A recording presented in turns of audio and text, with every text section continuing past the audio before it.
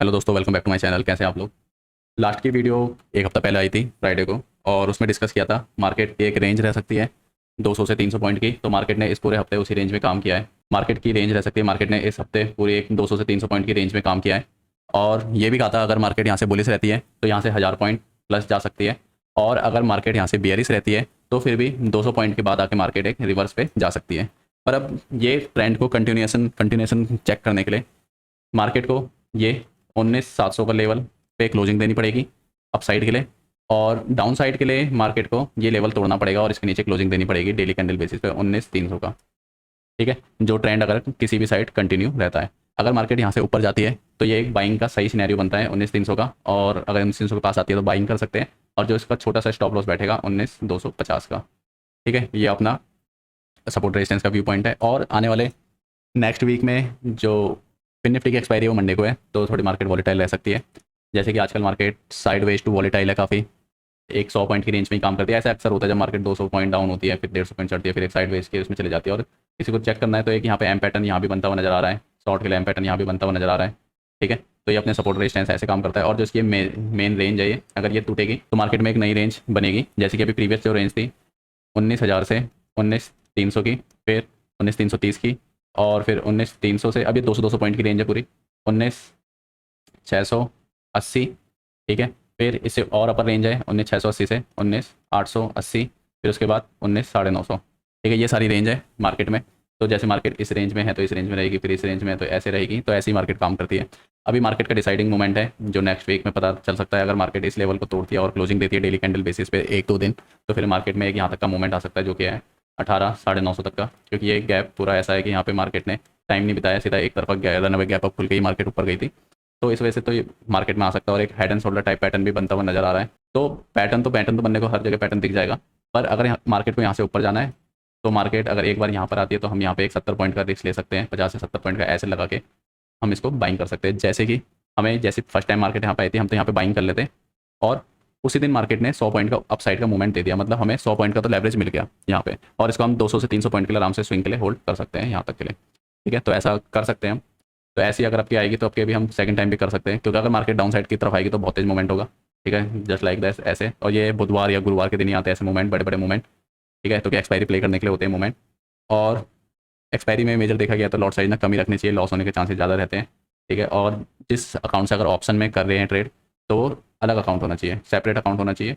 और अगर फ्यूचर में ट्रेड कर रहे हैं, जैसे कि ये चैनल डेडिकेटेड है फ्यूचर में ट्रेड करने के लिए, निफ्टी फ्यूचर में ट्रेड करने के लिए, तो आराम से हम इसका जो नॉर्मल प्रॉफिट होता है मंथली का 20% वो हम इस अकाउंट में डाल के इसमें ऑप्शन ट्रेड आराम से कर सकते हैं।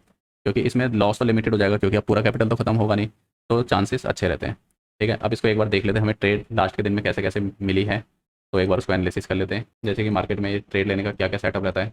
जैसे कि लास्ट डे का एक बार देख लेते हैं। मार्केट यहाँ से एक 100 पॉइंट का करेक्शन दे दिया मार्केट ने यहाँ से। ठीक है, 100 पॉइंट का करेक्शन दिया तो एक टेंडेंसी रहती है तो हल्का फुल्का मार्केट रिवर्स कर सकती है। और फर्स्ट सेटअप तो हो गया अपना, 100 पॉइंट का करेक्शन दे दिया मार्केट ने। ठीक है, इसको तो हम बाइंग ही नहीं कर पाएंगे या शॉर्ट नहीं कर पाएंगे इसको, क्योंकि मोमेंट इतना तेज था। ठीक है, और 5 मिनट की थोड़ी अवॉइड भी रहनी चाहिए। फिर उसके बाद अगर ये इस जो भी पिछला स्विंग है उसको नहीं तोड़ती है, मतलब जो भी नियरेस्ट स्विंग को तोड़ के आई है, तो अपने ऐसे लगा कर हम एक शॉर्ट लगा सकते हैं। टोटल 100 पॉइंट का करेक्शन, टोटल 100 पॉइंट का करेक्शन। और उसके बाद अगर हम यहाँ पे ऐसे लगा रहे हैं तो अपना टारगेट ज़्यादा नहीं रहेगा, क्योंकि जो मार्केट का मोमेंटम होता है 60 से 80 और थोड़ा एक्सट्रीम लेके 100 पॉइंट का, उसके बाद थोड़ा मार्केट में रिवर्सल आता है। अब जैसे ये फर्स्ट आया, फिर सेकंड आया, अपना सपोर्ट रेजिस्टेंस के पास आया। ठीक है, तो जैसे यहाँ पे आया, ये वाला आया मोमेंटम। ठीक है, तो यहाँ पर हम एक बाइंग की ट्रेड बना सकते थे। और एसएल लगाओ या मत लगाओ डिपेंड करता है, क्योंकि फ्यूचर है। एसएल फिर भी लगाना चाहिए, पर एसएल अगर लगा रहे हैं तो ये अपना एसएल रहना चाहिए। ठीक है, या अगर एक काम करते हैं, अगर हम बाइंग साइड है तो हमें कॉल ऑप्शन से इसको एवरेज करना चाहिए, या अगर हम शॉर्ट साइड तो हमें पुट ऑप्शन से एवरेज करना चाहिए। अगर हमारे अगेंस्ट आती है तो 100 पॉइंट की बात करना चाहिए। ठीक है, क्योंकि अगर ये बाई चांस हमें एक चांस देगा निकलने का तो 100 पॉइंट के बाद दोबारा रिवर्स करेगा। अगर नीचे जाता भी है तो फिर भी 50 पॉइंट का रिवर्सल देगा हमें।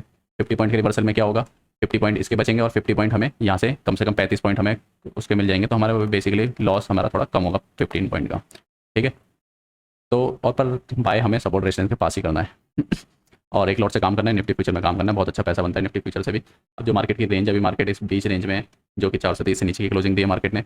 अब इसकी अपर जो रेजिस्टेंस है, अगर मार्केट कल सुपर बुलिश रहती है तो ये रेजिस्टेंस काम नहीं करेगा, क्योंकि मार्केट ने यहाँ पे थोड़ा ना मोमेंटम दिखाया था, स्ट्रॉन्ग मार्केट ने थोड़ी दिखाई थी। अब ये जैसे कि यहाँ पे था, ये पूरा यहाँ पे मार्केट राउंडिंग बॉटम बना के एकदम ऊपर को गई। जैसे कि प्रीवियस वीडियो में बताया गया है, अगर मार्केट में 10:30 तक जो एक बॉटम बन जाता है अगर मार्केट उसको बॉटम को नहीं तोड़ पाती है और अच्छा खासा करेक्शन दे चुकी होती है ऊपर से, तो वहाँ से एक रिवर्सल आने के चांसेस रहते हैं। तो हमें यहाँ पे एक ना कॉल ऑप्शन या रिवर्स ट्रेड के लिए जो भी एक फ्यूचर यहाँ पे बाय कर लेना चाहिए था। तो यहाँ से आराम से एक हमें 100 पॉइंट के टारगेट के लिए, मिनिमम 100 पॉइंट के टारगेट के लिए तो यहाँ से बैठ जाना चाहिए। नहीं तो सिंपल ये करना चाहिए, फर्स्ट इसमें तो अवॉइड करना चाहिए, सेकंड उसके पास आए तो हम यहाँ पे एक बाइंग की ट्रेड बनाएंगे और जो इसका एसएल बैठेगा यहाँ पे 10 पॉइंट का गैप लेके एक एसएल लगा सकते हैं। पर इसमें हमें एक्चुअल में करना क्या है, इन द मनी की हमें कॉल लेनी है जिससे एक प्रॉफिट परसेंटेज अच्छा मिले। और डीप इन द मनी में रहेंगे तो और अच्छा है, तो उसमें थोड़ा फ्लक्चुएशन मिलेगी, पर एक टाइम के बाद थोड़ा उसमें प्राइस तेजी से बढ़ेंगे। अब जैसे राउंडिंग बटन बना तो अपना टारगेट फर्स्ट तो टारगेट यहाँ तक रहना चाहिए, फिर यहाँ पे भी ना एक बार देख लेना चाहिए, अगर 50% क्वांटिटी यहाँ पे निकाल सकते हो तो यहाँ पे निकाल लेनी चाहिए। फिर नहीं तो फिर अगर ऐसा मोमेंटम आता है जो रेयर होता है, कम से कम 10 में से 2 बार आएगा, तो हमें ऐसा, और ये हर 2 बार के आने की वजह से हम ना लॉस काफ़ी कर लेते हैं। हम सोचते हैं कि 8 बार ऐसा आएगा पर आता 2 बार है, इस वजह से हमारा 8 बार ही लॉस हो जाता है। इसलिए एक बार 50% क्वांटिटी बुक कर लेनी चाहिए, ठीक है। और यहाँ पे अगर प्राइस एक्शन अच्छा बन रहा है, प्राइस एक्शन अच्छा कैसे दिखेगा, अगर ये जो प्राइस चार्ट चल रहा है यहाँ पे कैंडल का, ये इसको ब्रेक ना करे, जो 5 EMA की लाइन जा रही है, ठीक है, ये अपना नेक्स्ट सपोर्ट भी ले तो अपना यहाँ पे ले 20 EMA पे, ठीक है। तो इस वजह से ऐसा होता है जैसे, और एक्चुअल में देखा जाए तो यहाँ से भी एक तरीके से 100 पॉइंट की अच्छी खासी करेक्शन हुई थी, तो इस वजह से यहाँ पे राउंडिंग बटन बनता था। अब पर ये हुआ कि एक्चुअल में जहाँ से आया था बाउंस का, ये तो क्रेडिट पॉलिसी के कारण आया था और ये इसने यहीं पर रेजिस्टेंस किया है, ठीक है। ये सारी चीज़ें भी नोट डाउन रहनी चाहिए, तो एक पूरी स्क्रीन पर चार्ट चलते रहना चाहिए या एक प्रीवियस डे पे हमें इसको चेक करना चाहिए कहाँ पे रेजिस्टेंस है, कहाँ पे रेजिस्टेंस लग सकता है। अब यहाँ से एक्चुअल में तो 100 पॉइंट ऊपर जाना चाहिए था एज पर अपना ट्रेडिंग सेटअप पर।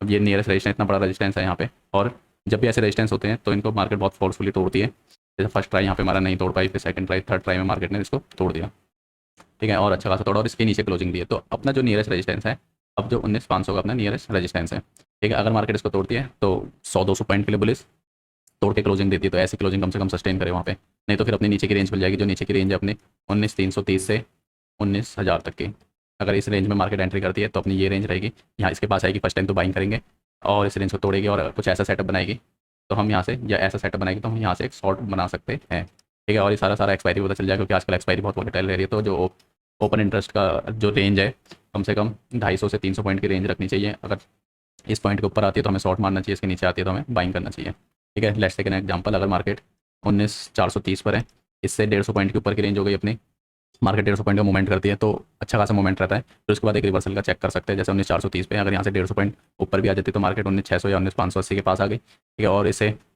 150 पॉइंट नीचे आ जाती है तो मार्केट तो 19,280 की, तो ये अपनी एक रेंज निकल के आ गई, ठीक है। अगर मार्केट यहाँ से ऊपर को जाती है तो यहाँ से एक शॉर्ट की ट्रेड बनाना सही रहता है। और यहाँ पे ओपन इंटरेस्ट के डेटा में भी हमें चेक कर लेना चाहिए, अगर 1.5 करोड़ का या 2 CR का या 3 CR का अगर यहाँ पे कॉल राइटिंग हो रखी है तो एक शॉर्ट की ट्रेड बना सकते हैं। पर हमें 19,600 के बजाय 19,700 वाली पुट बाइंग करनी चाहिए, ठीक है। इन द मनी में काम करना है, क्योंकि इन द मनी में प्राइस का फ्लक्चुएशन कम रहता है।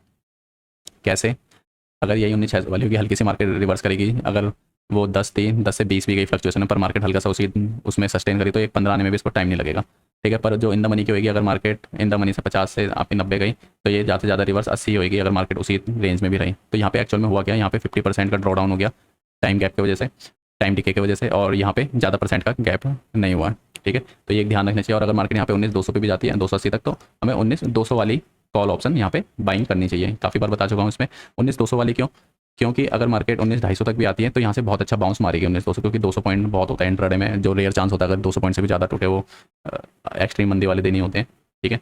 तो अगर 19,200 वाली इन द मनी खेलेंगे तो यहाँ से एक तो अगर ये हमारे अगेंस्ट जाएगी, ठीक है, अगर मान लीजिए हमने ये 100 पे खरीदी, एक लॉट से स्टार्ट किया, अगर हमारे अगेंस्ट आ रही है तो 50% पे में नेक्स्ट लॉट लेना है, ठीक है। और अगर और अगेंस्ट आ रही है, ठीक है, तो ये 19-20 पे हम ज़्यादा क्वांटिटी लेके इसको हम निकल सकते हैं इसमें से, तो एवरेजिंग इसमें आराम से हो सकती है।